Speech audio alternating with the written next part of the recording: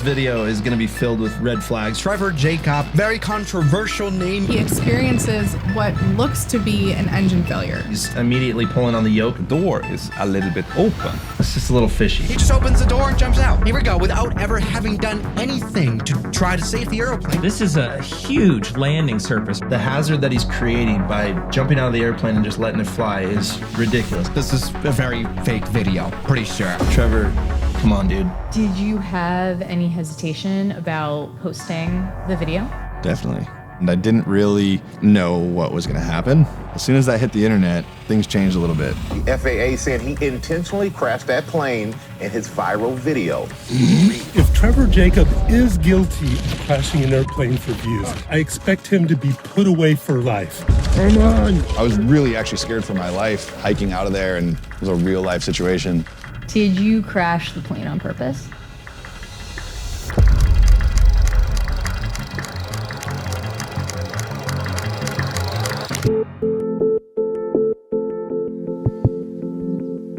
Come here, you big chunk. Come here. Big old tank. Go on, door-to-door service.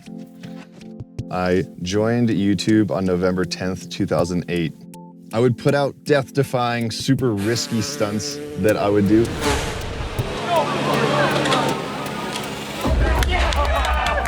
I started to realize that people in action sports, like certain people, took it super serious, and it was like, I have to do this certain way. I can go create something that is solely up to me of how it gets created. From, I'm gonna go grab my camera and I'm just gonna go film it. I just enjoy sharing content, so it's cool that more people are catching on, but if one person was watching my video or millions are watching my video, I would still be putting out the same thing. When I got my pilot's license, I just decided why not film some of the flights. The title of this video is I Crashed My Plane, and it has just over 2.5 million views with, I think, 120,000 dislikes and 20,000 likes. I think people love that one. As a kid, I was such a punk. I was a know-it-all. You should let us ride a little bit more. Well, you know what? You should tell me now. You shouldn't tell me what to do. I just grew up outside, having fun with my friends. For some reason, we always had a camera to film the adventures, and we'd all come back to somebody's house at the end of the day and watch what we did and kind of relive the day. As soon as I heard about YouTube, it just kind of made sense for a place to post those. The first video I posted, we're gonna go scare some people, was this train horn prank. Jesus! Driving around just honking this horn. This was so long ago too, 2013. That guy was all, fuck you, asshole. Everybody get down on the ground right now. Basically, it's totally fake, obviously. Like, I had my friend dressed up as a cop. I didn't expect this to get 7 million views. I thought it'd be funny to just kind of make a skit. That's just what I enjoy doing. I would say people know me most as an Olympic snowboarder, which is kind of funny because I don't really do anything like that, or I haven't in a long time. I turned pro and started getting paid to snowboard at 13 years old. Trevor Jacob, youngest rider to ever make the finals at a US Open. I saw Trevor riding, was like, whoa. First thought was, that's not really a kid. Like, he kind of rode like an older dude, even though he was probably 12. At that point, I was still a professional snowboarder, so I was just kind of stoked. I was winning a ton of events and became the next hot thing in snowboarding for a little bit. I had more opportunities to ride with Trevor. And Trevor's always had an insane work ethic, just kind of go for it attitude. So there was no stopping him. He had the talent, he had the support, and he had the drive. Trevor Jacob right there. I went to the Olympics, I was 20. National championship on the line. Trevor Jacob crosses first. I was the #1 qualifier for the Olympics from the United States. They said they want to see my face. Is it better with goggles on or off? I think you're good with goggles on if it's making you squint. All right.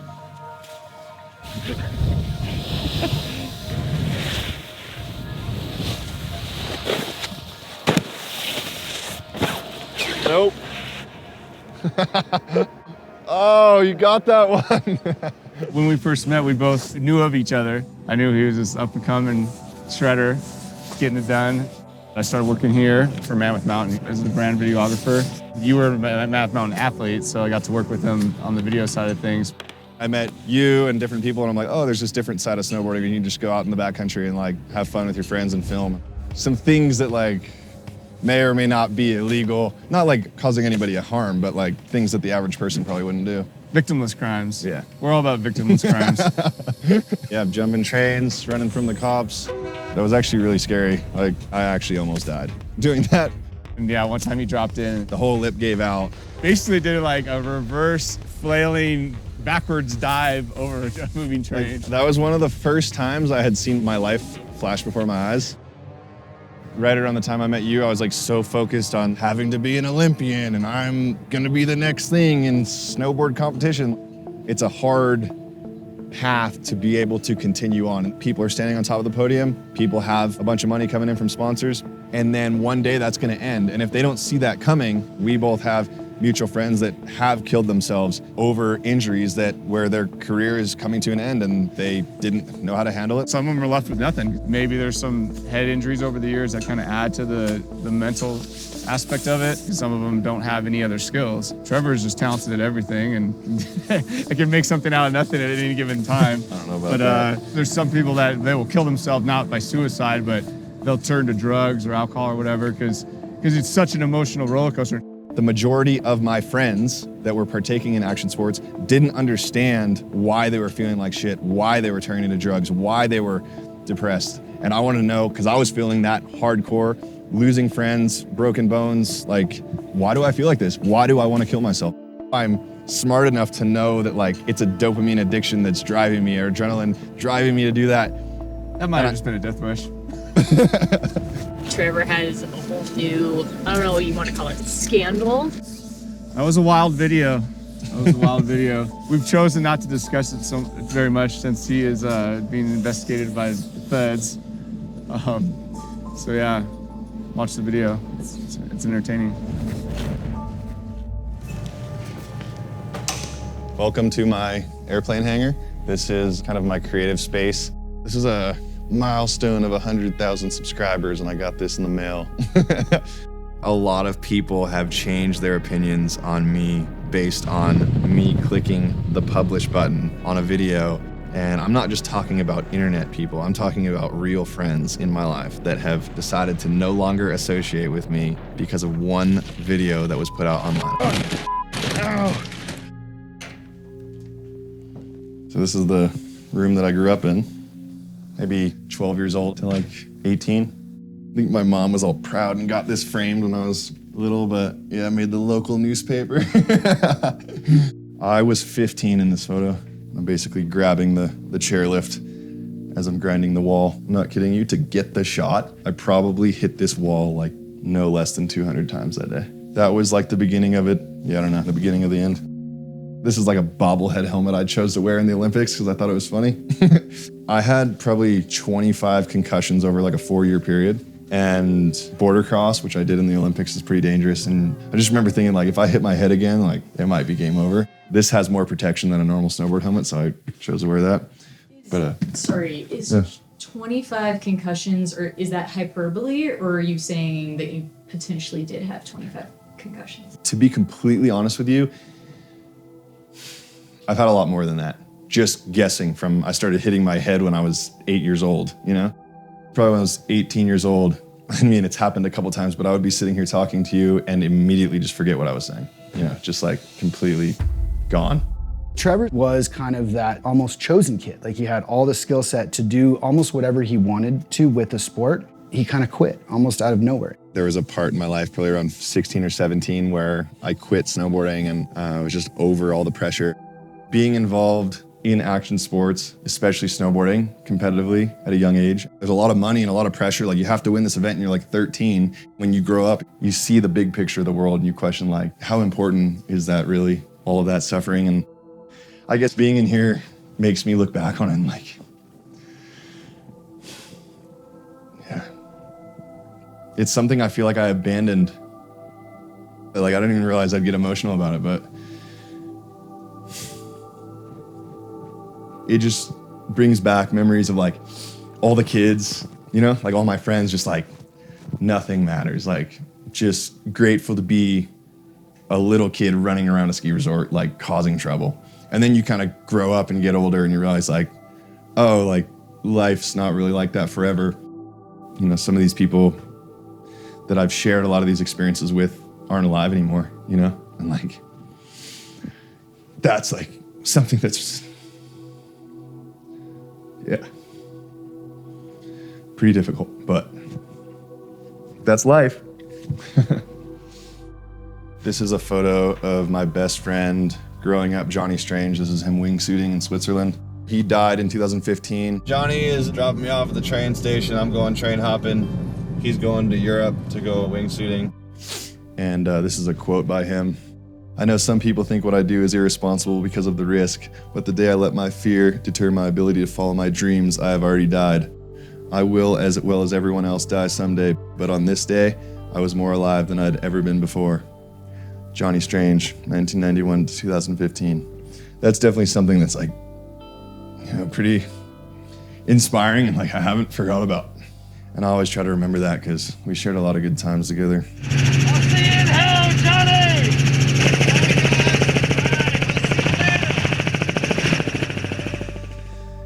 I know he's out there watching. I've seen a lot of pros come and go. And a lot of pros end up getting really bitter and they're over the sport because it chewed them up and spit them out. And it's hard. It's very similar to the feeling that you get from a drug. You have this rush of adrenaline and then everybody's hugging you and congratulating you on you and you're doing the best thing ever. So the second you pull the cord from that, it's hard to find something else. Yeah, I think I've read every single one of these. But this book, this is called Addiction by Design.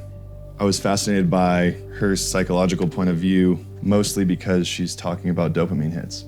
How our neural pathways connect dopamine to certain things that release that dopamine. I figured out that I can read as many books as I want and whoever I am is still gonna win at the end of the day. Living a life like the one I choose to live is absolutely harmful to relationships. It's created a lot of tension in my life. But I mean, at what point are you gonna live a life of your dreams and what point are you gonna play it safe just to make it to 100 years old and die? You know, like once you were born, it got risky. We are hiking up the mountain to go paragliding. It's a bit windy. The winds can get extremely terrifying in the mountains. I've had wing collapses and stuff where you're just super high up and all of a sudden the entire paraglider just folds underneath itself and I'm literally just crying in the air, so scared, like, just get down, like, please just get me down. All your friends are dead, like, why would you keep doing that? Why would you keep living this lifestyle?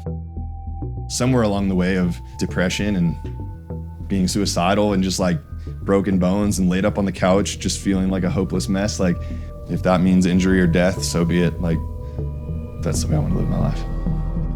A few months back, I spread some of Johnny's ashes just off this mountain right here. And this is actually his old base jumping stash bag. You're along for the ride with us, Johnny. He would go on trips, he'd always text me like, all right, man, if this is the one, like, keep charging hard. Don't ever stop being you. Up here on the top of the mountain, the wind just calmed down, so we're getting ready to take off. When you actually accept death, I feel like that's when you start living. And I've watched death happen. I've accepted it.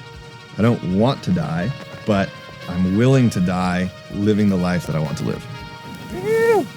Ooh, it's shaky. Oh boy. Certain action sports are definitely the most selfish thing that you can partake in.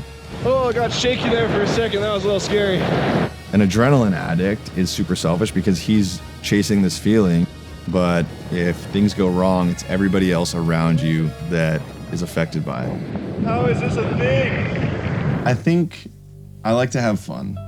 I've always loved laughing and smiling, and I would say as I get older, my way of having fun and laughing has kind of taken on a different form. I'll have laugh attacks just by myself because, I don't know, I'm a mischievous one for sure.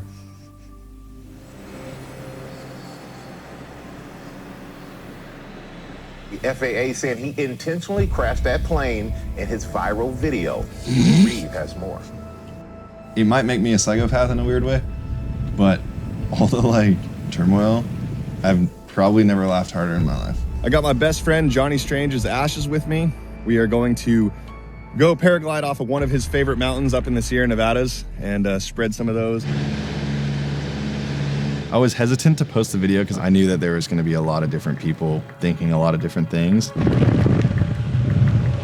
But I figured, you know, hey, I went and I experienced this and it happened. Holy I'm over the mountains and I out an Asian out. You know, it just so happened to be on film, so I may as well share it with the world. And as soon as that hit the internet, things changed a little bit. Let's have a look at what we can see here. Quote, he always flies with a parachute, and he thinks that everyone should always fly with a parachute. And I don't recall him ever wearing a parachute in other videos. The fuel selector valve is seen dangling in the cockpit. The door is a little bit open. It's a little suspect that he's immediately pulling on the yoke, trying to get it slow. What would have been really interesting to see here is that camera behind him. He just opens the door and jumps out. Here we go, without ever having done anything to try to save the airplane. That looks like a totally landable spot. This is a huge landing surface right here. I don't think he even realized when he posted this that he just kind of gave himself away.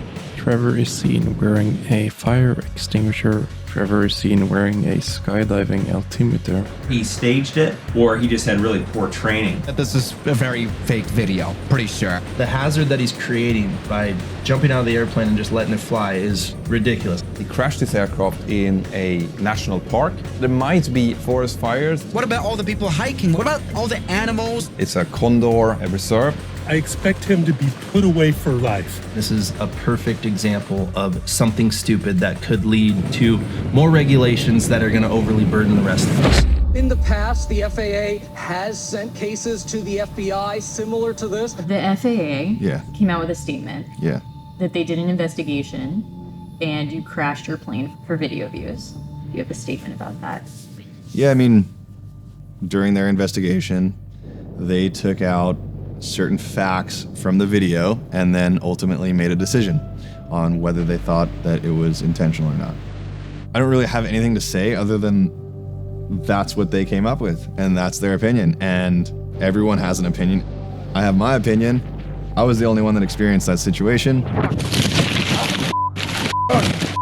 I was really actually scared for my life hiking out of there, and it was a real life situation. Well, where the hell am I gonna land a freaking plane? I'm gonna die. That's why I always freaking fly with a parachute. Whether I completely did that on purpose or whether it was the scariest, most terrifying accident that was completely not intentional, the world may never know. Did you crash the plane on purpose?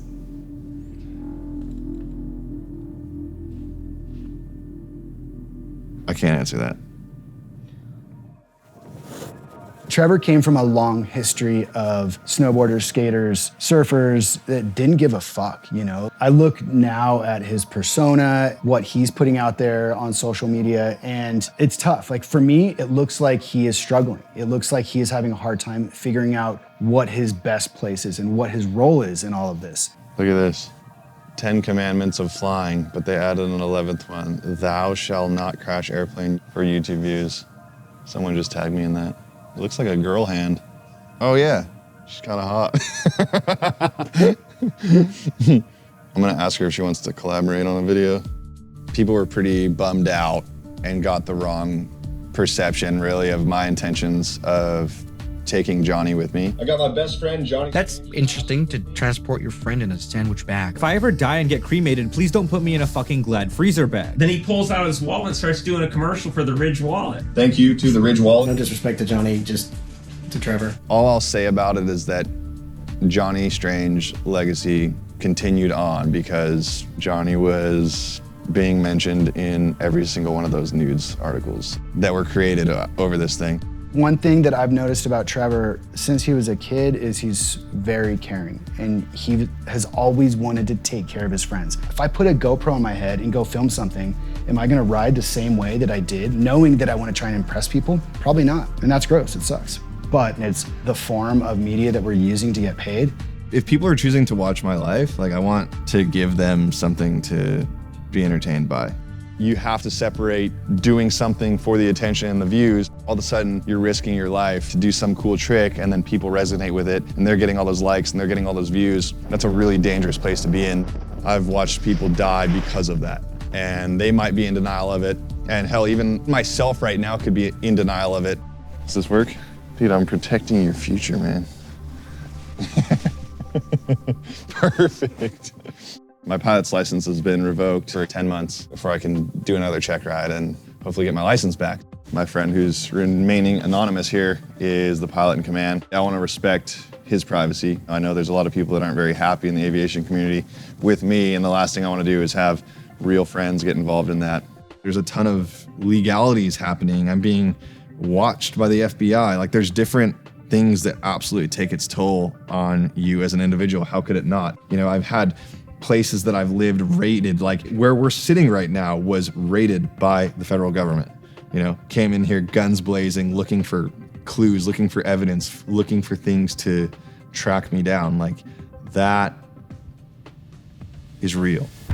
And that actually has been happening. The reason why I'm not coming out and saying, oh my gosh, I'm so sorry, I didn't mean to hurt all you guys, I didn't mean to offend you. It's not that I'm disrespecting my audience. Let's say I decided to jump out of that plane and the plane crashed into a bunch of houses, killed a bunch of people, burned down the whole entire neighborhood and forest. That's horrible. And that's something that I would absolutely say I'm sorry for. But the reality is that didn't happen. It crashed into some trees. Not one piece of trash from that aircraft is there anymore. Nothing, nobody was harmed. No fires were started. No animals died. Watch out, Clover. Clover. Move, Clover. Clover, move. I'm gonna continue making aviation YouTube videos. Yeah, I got these nipple holes so that the chest strap can go through so that you can see the whole logo. It's always a good idea to wear a parachute. I mean, why wouldn't you wear a parachute? Is the real question. Like, what if the ground just dropped out and you're falling? I think you want a parachute, right? There's some viewers out there that probably have some questions, and I can't really talk about those questions, but you know, in some of these videos, especially the one that we're making today, there might be some subliminal answers that might be shown.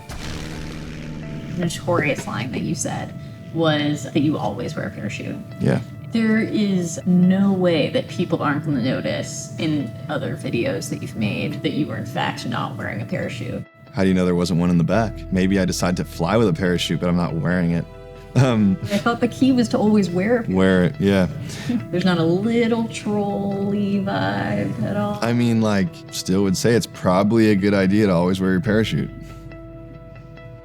This whole plane thing has taught me a lot about myself. I'll be the first one to tell you I'm not perfect, and I can see why a lot of people that follow me for psychology stuff and things that I've actually endured and been through would be disappointed. I would just say that I'm in a weird moment in my life where I'm experiencing all this, but I know who I am as a person, and through sharing my stories and experiences and things that I've learned, I hope to add value for years to come. I hope that one day he can identify a message that sticks and that's gonna resonate with others, and he can do what he's doing and make change. Because I do think that he wants to do that. Such a great day. Oh, man. Like I said, dude, thanks for flying us around. Boys.